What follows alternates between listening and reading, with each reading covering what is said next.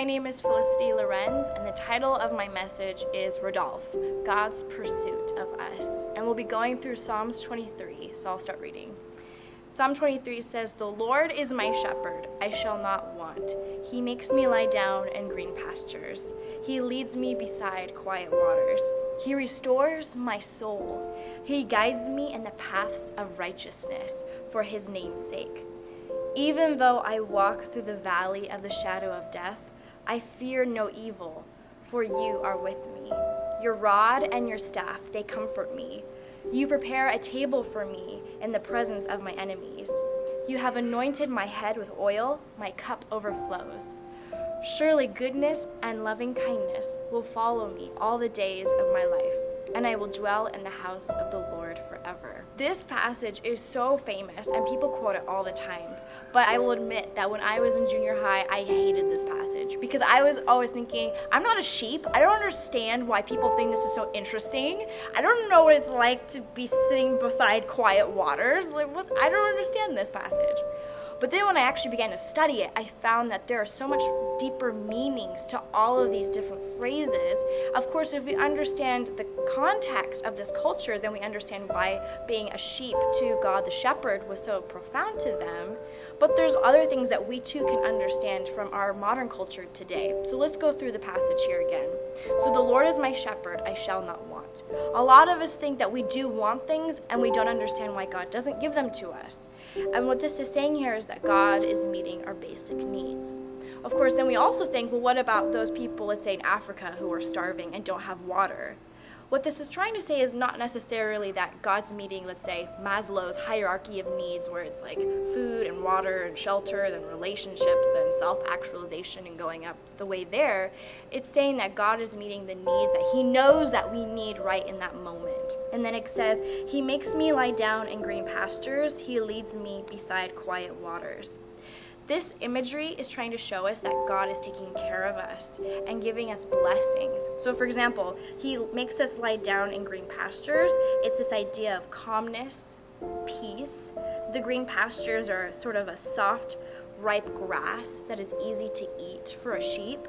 He leads me beside quiet waters. So these waters are still, they're easy to drink. They're not rushing like a river or something, but it's easy to lap it up quietly. It's giving us this idea of rest and providing for us, directing us towards good things. He restores my soul. He guides me in the paths of righteousness for his name's sake.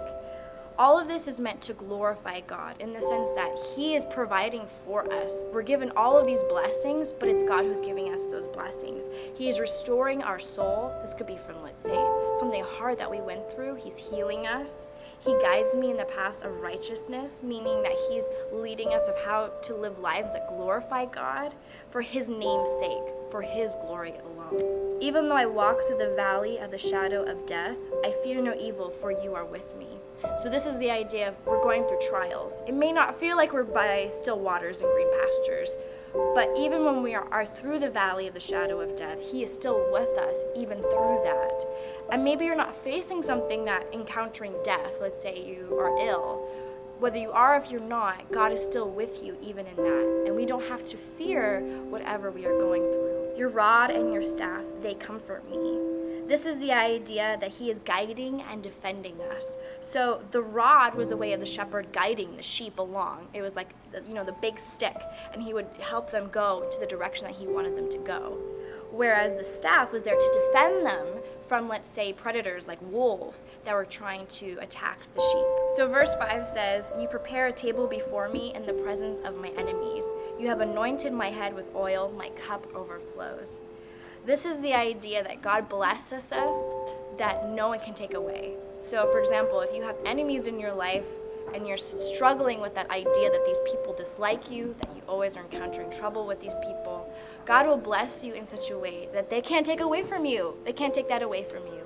I remember when I was in speech and debate in high school, there was a girl I was talking to who was being gossiped around the tournaments because she wasn't as successful as she used to be. She used to win all of the time, and then she stopped winning.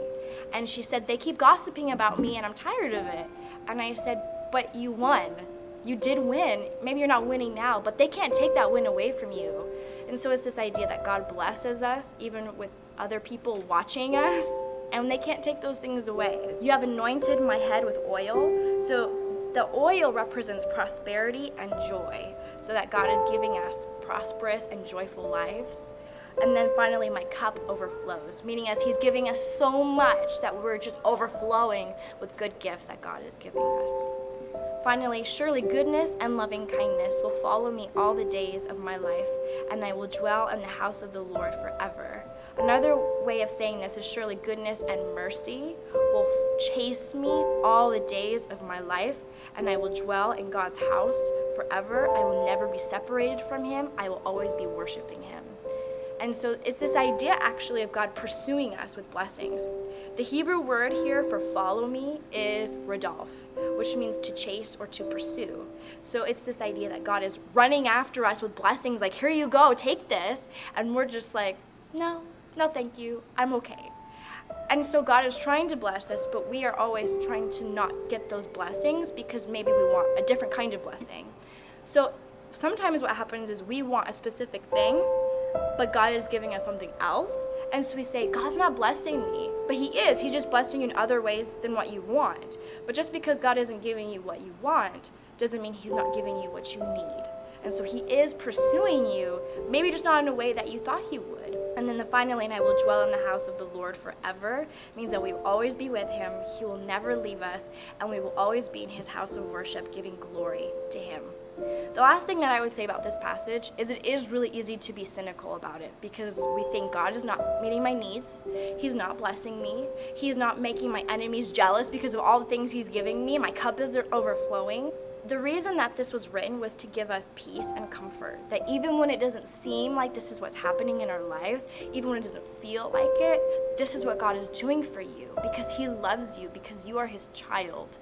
He is the good shepherd and we are his sheep, and we need to believe, even if we don't see this happening, that God is blessing us, that he is. We have to make those faith choices, that God is filling our needs, he's our good shepherd, that he's pursuing us, he is rodolphing us with blessings the rest of our life. Thank you for listening. This is Felicity Lorenz on Psalms 23.